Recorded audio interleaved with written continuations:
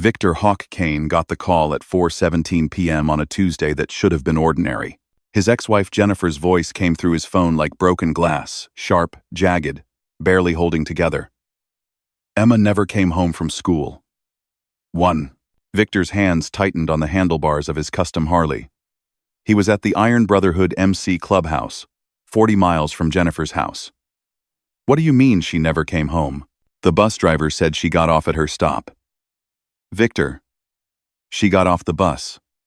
I saw her from the window. Jennifer's voice cracked. I went to get the mail. When I looked again, she was gone. Her backpack is in the bushes. But Emma, Victor didn't wait for her to finish. He killed the call and turned to the 15 brothers drinking beer and working on bikes around him. His face must have said everything because the room went silent. Emma's missing, he said. 2 words. That's all it took. Within 3 minutes, 35 motorcycles roared out of the clubhouse parking lot like thunder and fury given chrome wheels. Victor led them, breaking every speed limit, running red lights, his mind racing faster than his engine. Emma was 8 years old. Brown hair in pigtails, gap-toothed smile, obsessed with drawing horses. She carried a stuffed rabbit named Captain Fuzzy everywhere, a gift from Victor on her 6th birthday, before the divorce, before everything fell apart. The neighborhood was safe. Middle class, tree-lined streets, good schools. The bus stop was literally 200 feet from Jennifer's front door. How does a child disappear in 200 feet? When Victor pulled up, Jennifer was on the lawn, hysterical. Neighbors clustered around her. Victor pushed through them, pulling Jennifer close. Tell me exactly what happened. She got off the bus at 3:45. I saw her. I waved. She waved back. I went inside to grab the mail from the kitchen counter. Maybe 2 minutes. Victor. Maybe less. When I came back outside, her backpack was in the bushes. Her shoes, one of her shoes, was on the sidewalk. But Emma, Jennifer collapsed against him. Where's my baby? Victor's club brothers fanned out immediately. Snake, his sergeant-at-arms, found the backpack. Titan found the shoe. Blade started knocking on doors, asking if anyone saw anything. That's when Victor's phone rang. Unknown number, he answered. Yeah, a voicemail, accented, cold spoke in Spanish. Victor Kane. El Halcon. We have your daughter. Victor's blood turned to ice. Who is this? You refused to do business with me 6 months ago, remember? You said you'd never let drug money touch your club. Very noble. Very stupid. The voice laughed. Now you'll pay. 6 months ago. Victor remembered. A man named Diego Cruz had approached him at a rally. Wanted to use the Iron Brotherhood's bike shop to launder money. Wanted to use their cross-country runs to move product. Victor had told him to go to hell. Told him if he ever came back, the Brotherhood would make him disappear. Apparently, Diego had taken it personally. What do you want? Victor forced his voice steady, even though his heart was trying to punch through his ribcage. $200,000, and you sign over your bike shop to me. You have 24 hours. Let me talk to her. Let me hear her voice. A pause, shuffling. Emma. Small, scared, crying. Victor's world narrowed to that single word. Baby, I'm coming. You hear me? Daddy's coming. I want to go home. I want Captain Fuzzy. The phone was yanked away. 24 hours, Victor. I'll call with the location. Come alone. No police. Or your daughter goes into the ground. Cust R. The line went dead. Victor stood frozen for 3 seconds. Then he turned to Snake. Call everyone. Every chapter. Every allied club within 200 miles. I want every brother on the road within the hour. Snake nodded and started making calls. Jennifer grabbed Victor's arm. What did they say? Who has her? A cartel lieutenant I pissed off. Victor's jaw was so tight it hurt. He wants money and the shop. But that's not what this is about. This is about pride, power, making an example. Blade appeared. Hawk, we've got a problem. What? Detective Jack Harrison is here. Someone called the cops. Victor cursed. The last thing he needed was police involvement. But when he turned, the detective approaching wasn't in uniform. He was in jeans and a leather jacket, and there was something in his eyes Victor recognized. Rage. Victor Kane? Harrison extended a hand. Victor studied him. Mid-40s, scarred knuckles, wedding ring tan line but no ring. Why? Because 3 years ago, the same cartel took my daughter. I was a cop. I followed the rules. Waited for the FBI. Did everything by the book. Harrison's voice went flat. They found her body in a ditch 2 weeks later. She was 7 years old. The words hung in the air like smoke. I've been investigating Diego Cruz ever since, Harrison continued. Off the books. On my own time. I know where he operates. I know his patterns. And I know that if you call the police officially, Emma dies. They'll spook him. He'll run. And she'll be gone forever. Victor made a decision. What do you need? Give me access to anything Emma had with her. Backpack, shoes, anything. I need to check for tracking opportunities. Victor grabbed the backpack from Snake. Harrison went through it methodically. Books, pencils, a half-eaten sandwich. And then, does she still carry that stuffed rabbit? Victor's heart stopped. Captain Fuzzy. She never goes anywhere without it. 2. Then it's still with her. Harrison's eyes lit up. Did you put a GPS tracker in it? What? No, Victor froze. Then, he remembered. Last year, after a close call at the mall where Emma wandered off, Jennifer had insisted on safety measures. They'd sewn an AirTag into Captain Fuzzy's stuffing. Victor grabbed his phone, opened the Find My app, and there it was, a blue dot. Moving. 25 miles away, and heading east, toward the industrial district. Harrison grinned. It wasn't a nice smile. Then, we've got him. But Victor's phone rang again. Diego, change of plans, Victor. I need you to understand how serious I am. I'm listening. There are 14 other children here. From other families. Other business dealings. Your daughter isn't the only one. So if you're thinking about being a hero, remember, 14 other families are counting on you not to fuck this up. The line went dead again. Victor looked at Harrison. At his brothers. At Jennifer, crying on the lawn. 14 other children. This wasn't just about Emma anymore. This was war. Snake, Victor said quietly. Make the calls. All of them. Every club we've ever ridden with. Iron Brotherhood, Thunder Wolves, Crimson Kings, Black Hawks. Everyone. Tell them we're going to war with a cartel. Tell them there are 15 children who need saving. Snake didn't hesitate. How many brothers do you want? Victor looked at the GPS tracker showing Emma's location moving farther away every second. All of them. Within 2 hours, the parking lot outside an abandoned warehouse on Miller Road looked like a military operation. Except instead of soldiers, there were bikers. 180 motorcycles. 6 different clubs.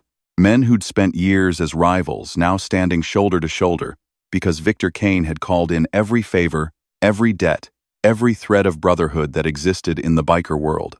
The Iron Brotherhood, Thunder Wolves, Crimson Kings, Black Hawks, Desert Riders, Steel Guardians.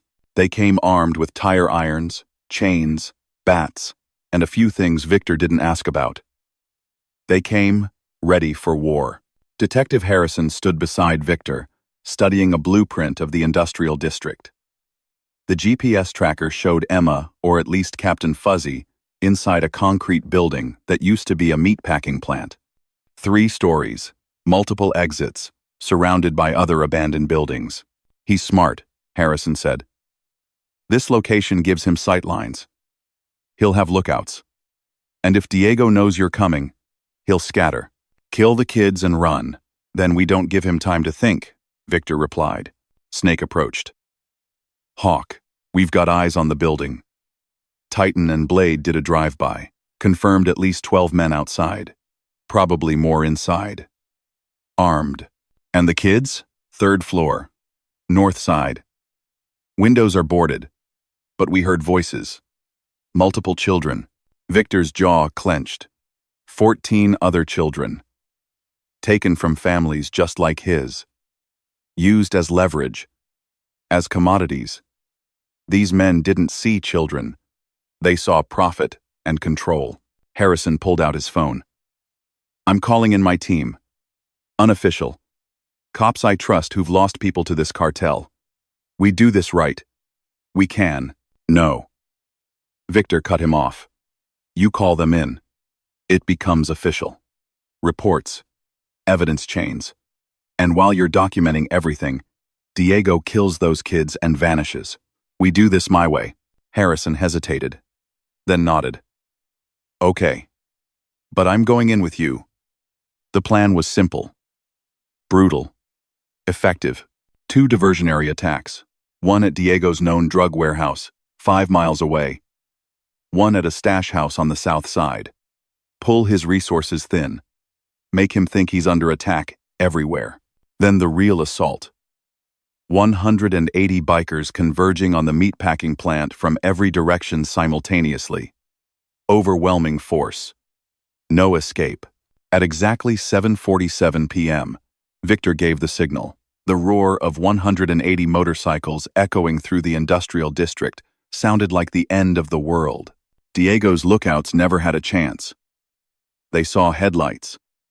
Then they saw leather and steel and fury pouring toward them like a tidal wave. Some tried to run. Some tried to fight. All of them went down hard. Victor led the charge into the building with Snake and Titan flanking him. Gunshots cracked. Diego's men were armed and desperate. But bikers don't scare easy. And men protecting children fight like demons. Blade took a bullet to the shoulder and kept moving. Hammer got clipped in the leg and used a chain to take down 2 cartel soldiers.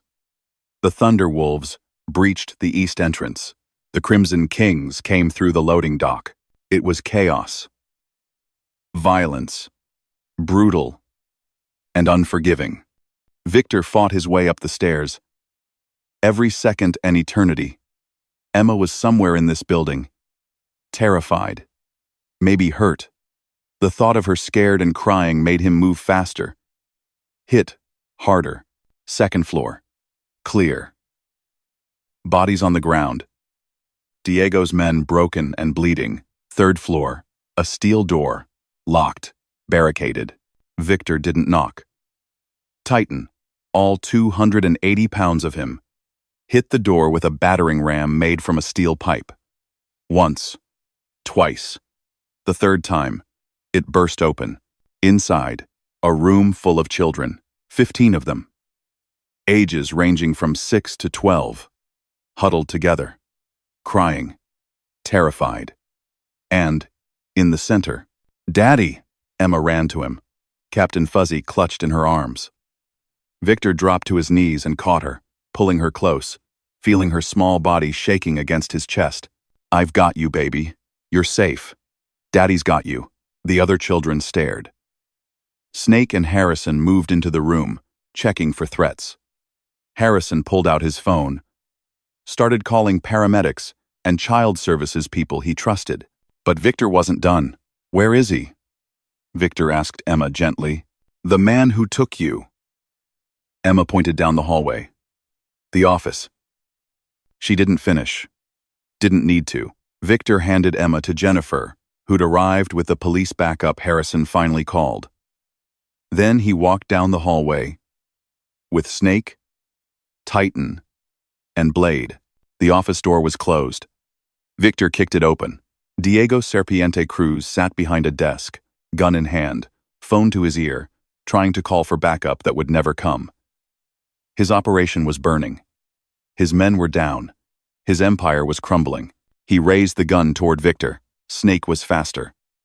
The tire iron caught Diego's wrist, and the gun clattered away. Titan grabbed him by the throat and slammed him against the wall. "You took my daughter," Victor said quietly. "Dangerously. You threatened 15 children. You thought you could break me." Diego spat blood. "You're dead. All of you. The cartel will." "The cartel," Harrison interrupted, stepping into the room, "is about to have much bigger problems. Because I just sent evidence of 15 kidnapped children, including ransom demands and communications, to every federal agency that exists. Your bosses are going to abandon you so fast, you'll get whiplash." Diego's face went white. Victor leaned close.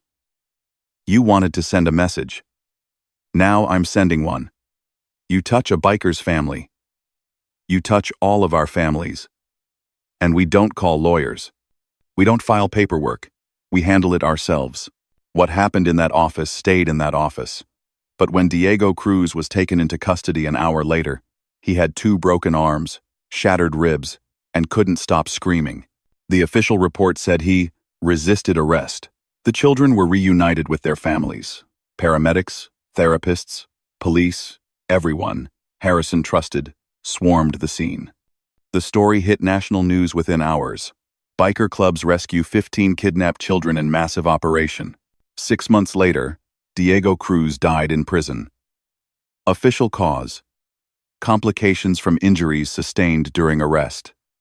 Unofficial: cartel justice from inside. Nobody cried at his funeral. Talent Scrum. End quote. Victor stood in his bike shop, watching Emma draw pictures of horses at the counter. She was 9 now. Still carried Captain Fuzzy. Still had nightmares sometimes. But she was alive. Safe. Loved. Jennifer walked in, coffee in hand. They weren't back together. Probably never would be. But they co-parented like champions now. United by what almost happened. By what didn't. "The Brotherhood saved 92 kids this year," Jennifer said quietly. 92 families who got their children back because you started a task force. Jennifer's. After Emma's rescue, Victor had partnered with Harrison to create an unofficial network, bikers and cops working together to find missing children. No red tape, no jurisdiction fights, just results. "It's what we do," Victor said simply. Emma looked up from her drawing. "Daddy, can I show this to Uncle Snake?" "Sure, baby." She ran off to find Snake in the garage. Jennifer smiled. "She's going to be okay." Victor nodded. "Yeah. Because sometimes the scariest-looking people are the ones who save you. Sometimes justice doesn't come from courts. And sometimes family isn't just blood, it's the brothers who ride beside you into hell and bring everyone home."